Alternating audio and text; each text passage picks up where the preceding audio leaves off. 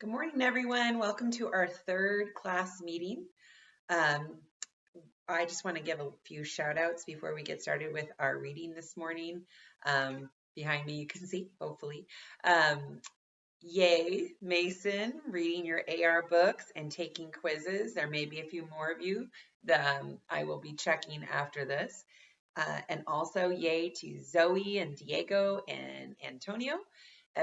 All of them have been working on Reading Plus. Diego, you've already finished your assignments for the week. Very impressive. And Diego and Antonio have both been messaging me on Reading Plus, which I really appreciate. I would love every student to go on to Reading Plus today and message me. It'll be kind of like taking roll, okay? So you can just say, I'm here, or hi, Mrs. Culver, hi, whatever you want, just so I know you made it on to Reading Plus and you know how to use the message board. Okay, so we're continuing to talk about joy, and today's story is called The Little Painter of Sabana Grande. I may struggle with some of the pronunciation, so bear with me. And if you want to send me some comments about some words I mispronounced, I'd love to get them. High in the mountains of Panama lies the village of Sabana Grande. It is very small. Just 7 houses of clay adobe stand alongside a brook in a grassy meadow. In the middle house lives the Espino family. At dawn, one cool purple morning, the rooster next door crowed. The Espinos woke up.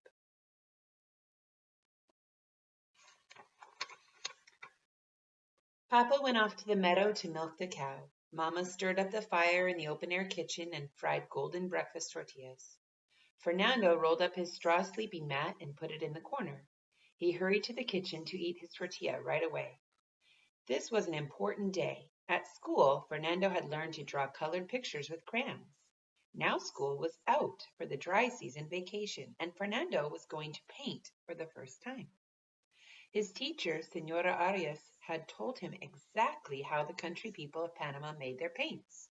She said, black from the charcoal of a browned tree stump, blue of certain berries that grow deep in the jungle, yellow from dried grasses in the meadow, and red from the clay at the bottom of the brook.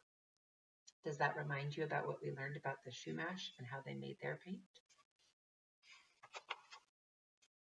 It took him a long time to make the paints. Black was easy because the burned stump of a big tree lay right next to the Espino's adobe house. But Fernando had to look and look before he found those certain berries deep in the jungle to make the blue paint.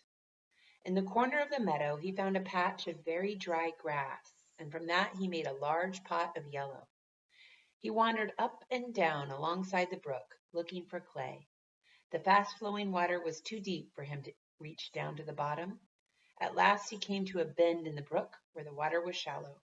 He reached down and dug up a fistful of clay. It was red, just the way Senora Arias had said.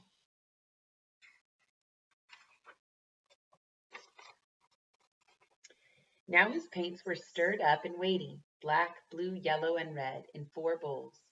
Next he got out 3 paintbrushes his teacher had given him, one very small, one medium-sized, and one especially large. I'm ready to paint pictures, Fernando said to himself. He picked up the small brush and dipped it into the pot of red. Then he had a terrible thought. He had nothing to paint a picture on. An artist needs paper. He looked in both rooms of his house. He could find no paper at all.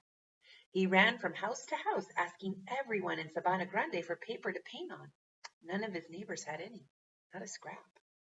Fernando was sad. After all his work, he wouldn't be able to paint pictures. The colored pictures he could almost see. He wanted to make them so badly. Paints and brushes weren't enough. He needed paper, too. His fingers itched to draw something, anything. He put down the paintbrush and went over to the mud by the brook. He picked up a stick and drew in the wet dirt, the way he had ever since he was a little boy. The big rooster who woke him up every morning came out of the chicken yard next door. Fernando looked at him and drew the shape of a rooster. He sighed. He couldn't use his new red and yellow paints to make the bright rooster. He couldn't make the rooster's comb red. He could only scratch out a mud-colored rooster. It wasn't the same as painting would be. It didn't have any color.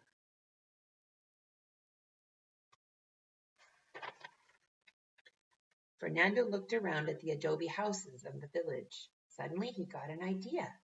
Adobe was smooth and white, almost like paper. Why couldn't he paint on the outside of his family's adobe house?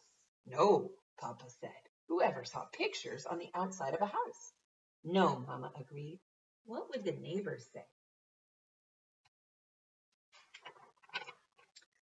Fernando looked at his pots of paint and was very unhappy.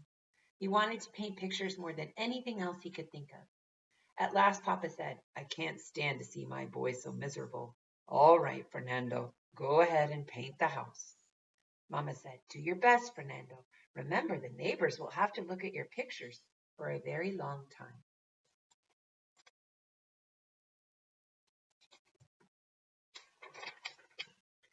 First, Fernando made a tiny plan of the pictures he was going to paint, painting it with his smallest brush on one corner of the house. Your plan looks good to me, Fernando, Papa said. If you can paint pictures small, you should be able to paint them big. Fernando picked up his bigger brushes and started to paint a huge picture of the most beautiful tree in Panama, the flowering poinciana, on the left side of the front door. As he painted, he could look up and see the red flowers of a poinciana tree, just beginning its dry season, blooming on the mountainside.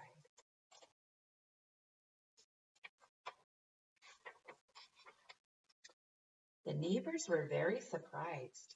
Senora and daughter called out, come and see what Fernando is doing. Senor Ramon said, whoever saw a house with pictures on the outside? Pepita, the little girl next door, asked, does your mother know you're painting on your house? Fernando nodded and smiled and kept on painting. Now and then he would look up at the mountain to see the real poinciana.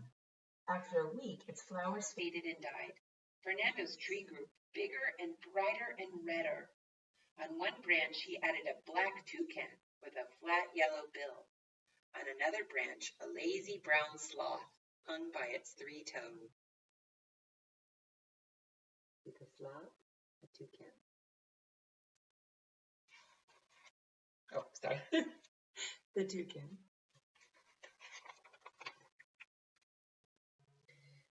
The neighbors brought out chairs. While Fernando worked, they drank coffee and watched him paint. Next, he painted the wall on the other side of the door. An imaginary vine with flat green leaves and huge purple blossoms crept up the wall. Word spread about the little painter of Sabana Grande. Even people from Santa Marta, the village around the mountain, hiked to town to watch him paint. The purple vine now reached almost to the thatched roof.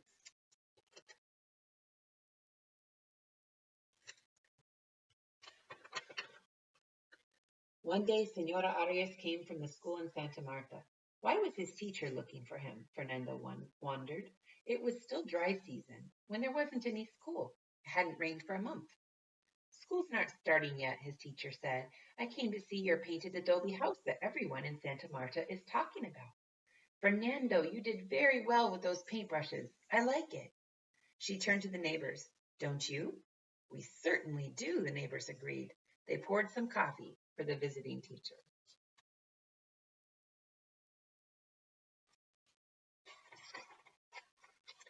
Fernando, will you paint pictures on my house? Asked Senora Alfaro. And mine too, asked Senora Ramon. Fernando nodded yes, but he kept on painting. For fun, he added a black and white-faced monkey looking down at the people through purple flowers. Next to the door, he painted a big red and yellow rooster flapping its red comb as it crowed a loud cock-a-doodle-doo. Monkey? Rooster? Now his pictures were finished. Fernando sat down with his teacher and the neighbors. Everyone said kind words about his paintings. Fernando said nothing.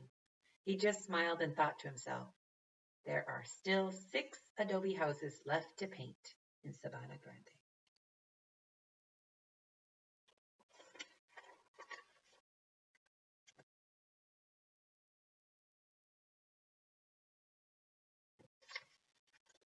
And that was The Little Painter of Sabana Grande.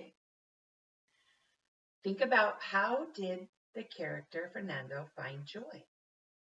Think about how in the beginning he thought that he didn't have what he needed in order to find joy, but he persevered and he found a way to do the thing that made him happy. And think about how it also made other people happy.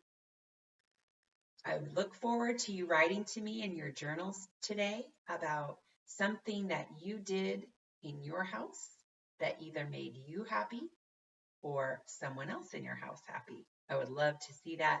And you could write to me that idea on your Reading Plus message board. That would be fun too. And don't forget, you can draw a picture in your journal as well. Some of you may not have enough paper and you might be interested in doing a little bit of drawing. So please feel free to use 1 page a day of your journal to make a really beautiful picture. So take your time with that.